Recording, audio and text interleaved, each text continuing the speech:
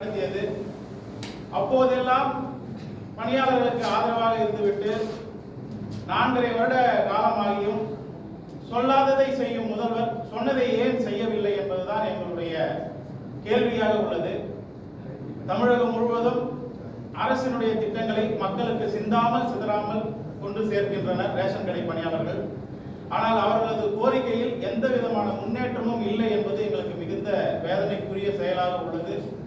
அது மட்டுமின்றி தமிழகம் முழுவதும் POS கருவியுடன் ப்ளூடூத் எடைத்தராசோடு இணைத்ததனால பொதுமக்கள் மிகுந்த சிரமத்தோடு பொருட்களை பெற்று செல்கின்றனர். ஒரு பொருளுக்கு பொருட்களை விநியோகிப்பதற்கு குறைந்தது 15 நிமிடம் ஆகிறது.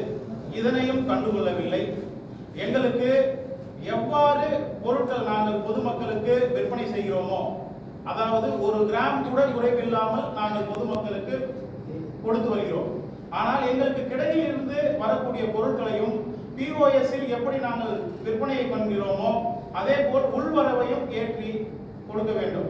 நுகர்பொருள் வாணிப கழகத்திலிருந்து எடை குறைவின்றி ரேஷன் கடைகளுக்கு வருவதை எண்ட் டு எண்ட் கணினி மயம் என்கிறார்கள். எண்டில் மட்டும் கணினி மயத்தை வைத்துக் கொண்டு ஆரம்பத்தில் கணினி மயத்தை வைக்கவில்லை. இது ஒரு குறைபாடாக உள்ளது. இதனால் பொதுமக்கள் மிகுந்த சிரமப்படுகிறார்கள். கேட்டால் இது மத்திய அரசு திட்டம் என்கிறார்கள்.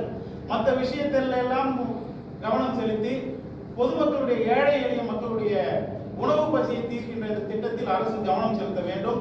தற்போது முதல்வர் மருந்தகம் ஆரம்பிக்கப்பட்டது. அரசினுடைய எந்த திட்டமும் திட்டமிடல் இல்லாமல் மக்களிடையே கொண்டு செல்வதில் பல்வேறு சுணக்கங்கள் ஏற்படுகிறது. முதல்வர் மருந்தகம் என்று ஆரம்பித்துவிட்டு அது தெருக்களிலும் பல்வேறு இடங்களிலும் வைத்துவிட்டு அது சுகாதாரத்துறை இருக்கு, அவங்க மூலமா பண்ணலாம். இன்னைக்கு கூட்டுறவுத்துறையில ரேஷன் கடைக்கு வேலைக்காரங்க 10வது 12வது மட்டும் தான் முடிச்சுட்டு வராங்க. அவர்களை வைத்து மருந்தகங்கள் நடத்துறாங்க.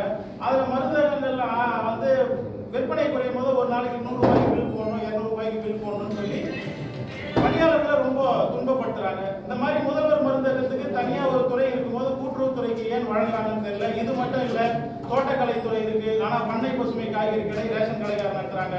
சமூக நலத்துறை இருக்கு, ஆனா காலை உணவு திட்டத்தை ரேஷன் கடைக்காரர் நடத்துறாங்க. வேளாண்மை துறை இருக்கு, ஆனா வேளாண்மைக்கு உண்டான அனைத்தையும் கூட்டுறவுத்துறை தான் பாக்குறாங்க. இப்படி பல்வேறு விதமான விஷயங்களையும் கூட்டுறவுத்துறை தான் நடத்திட்டு வருது. அடுத்தது தற்போது முதலமைச்சர்